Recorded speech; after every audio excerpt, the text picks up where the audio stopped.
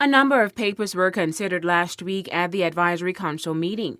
The council met with the chair of the board and CEO of TC Invest. There were presentations regarding the operations of TC Invest, the work in hand on developing a one-stop shop, and the status of a number of projects being handled by the agency. Against the background of a significant excess supply of unsold high-end and middle-market condominium properties in TCI and more competitive market conditions regionally, the Council discussed the presentation on the introduction of legislation to facilitate fractional ownership of residential properties in TCI.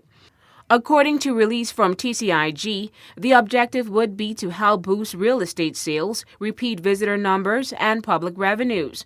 The council welcomed the concept, but indicated that more work would be needed to assess international experience, the local market and administration costs, and on the detailed design of the legislation. A renewable energy presentation was also put forward and discussed.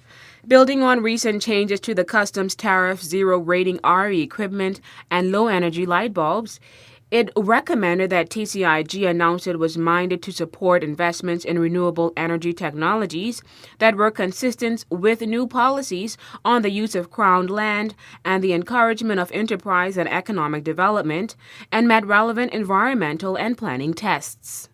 It was recommended the modernization of building and planning regulations, installation of equipment in private and commercial properties, and that TCIG review and consider the feasibility of introducing binding renewable energy generation targets to incentivize the main providers to invest in a mix of generation sources. The presentation pointed to security of supply, environmental and economic benefits from increasing renewable energy sources in the Turks and Caicos Islands. The Council approved draft regulations required to support the Financial Services Commission ordinance.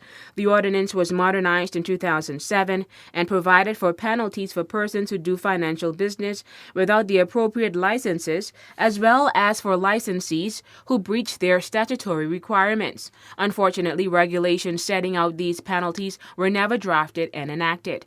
The regulations give effect to the intent of the ordinance and will come into effect on 29th of October 2010. For WIV4 News, I'm Takara Bain.